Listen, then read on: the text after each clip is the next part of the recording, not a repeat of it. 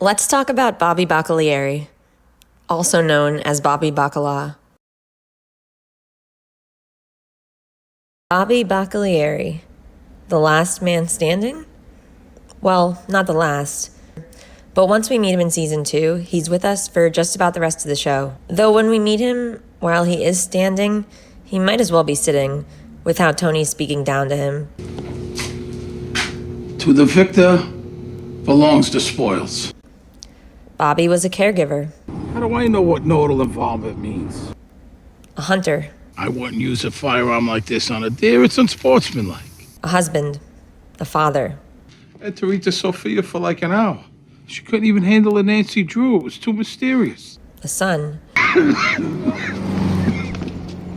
here, you. A widower. He is also a member of the DeMeo crime family. Jim Blake. The original inspiration for Cleaver. Because if you don't, I promise you, they're gonna find pieces of you in 8 different dumpsters. At first, Tony did not give Bobby a seat at the table. I think it's time for you to start to seriously consider salads. But starting in season 3, he begins to warm up to him a bit more, especially when he sees how Bobby takes care of Junior. Though Junior wasn't always quite as kind to Bobby. Junior, don't leave me. In season 4, episode 3, Bobby's wife Karen dies in a car accident. You know, I gotta go. I'm getting my new crown today. All right. And Bobby is absolutely devastated. He didn't sleep with other women. He didn't have any Gumars. He was fully committed to Karen, and only Karen. So it was especially heartbreaking to see him so ripped apart by her death. It's one of those moments that you'd hope, with everything, to never have to go through. That the last conversation you have with someone you deeply care for is one of irritation and annoyance. I was mad at her. Even though Bobby was speaking to his son and not to Karen directly. Your mother's a real pain to you-know-what sometimes. When she gets home, tell her I said thanks a lot. He was irritated, he was frustrated, he was tired and annoyed.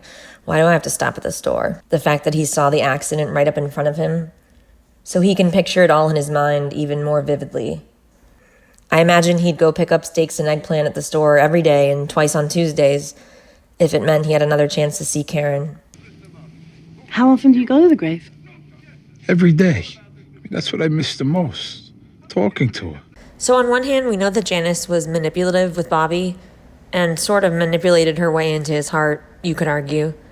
But to play devil's advocate, if the result was a happier Bobby who was able to find joy and happiness again, should that be what's most important? Something to think about. Have a big party. If we talk about envy, perhaps Junior feels a little bit of that himself.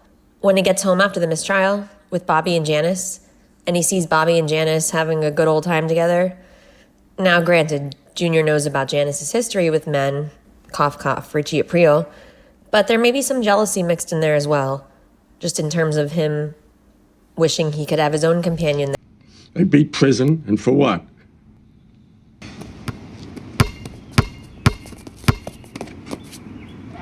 Go down by the cellar door. See if Murph left the envelope under the flagstone. He wouldn't have been around today. I'll go look later. Do it now. Is that asking so much? Before Janice sealed the deal, there were some other prospects, mainly Jojo Palmisi.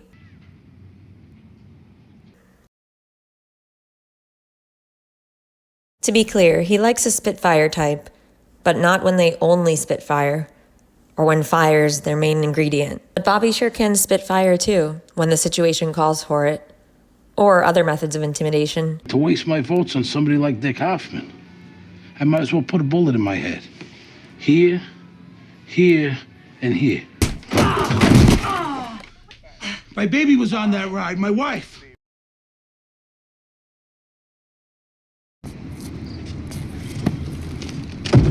Plus you part of the thigh, like you said?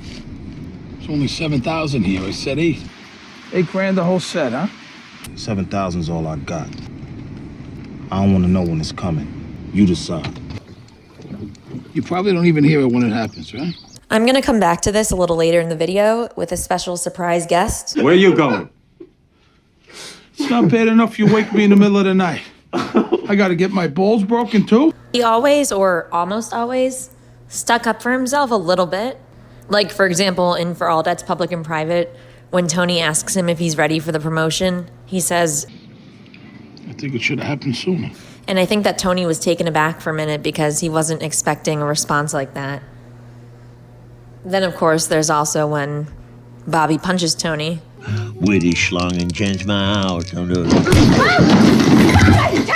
You Sopranos, you go too far. Some people think Bobby went too far with that move, too. What do you think? The boss's sister, usually it's a step up. You punish Bobby because he's my husband. He's a grown man! Some people take pleasure in the simple doing of things. Tony says, he's a grown man. Well, personally, I think we could all use a hobby. Children and adults.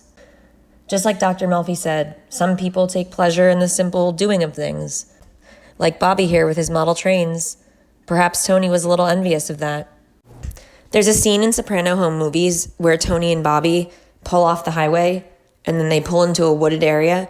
And it reminds me a lot of the scene with Sil and Adriana in Long-Term Parking when Sil gets off the highway with Adriana before then turning into the woods. Why are you crying? Just I should have taken a leak before we left.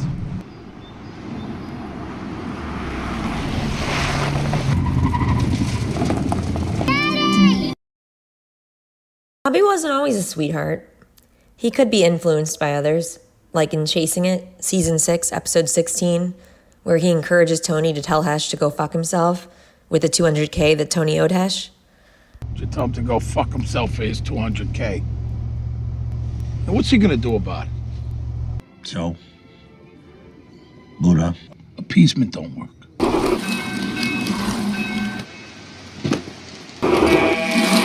Can you tell us something we have overlooked on the podcast that came to your attention? In the fleshy part of the thigh, when the guy comes into your car to pay you and says, I don't want to know when it's coming, you decide. It reminded me of how you don't even hear when it happens. A lot of little things that I notice that I feel are, Stephanie, you're very good, Stephanie. Very perceptive. It's smart. I'm very impressed. You know, Quasimodo predicted all this. So, Bobby Baccalieri, the last man standing? Not quite. Though he was standing. What do you think of him? I'd love to hear from you, and thanks for watching.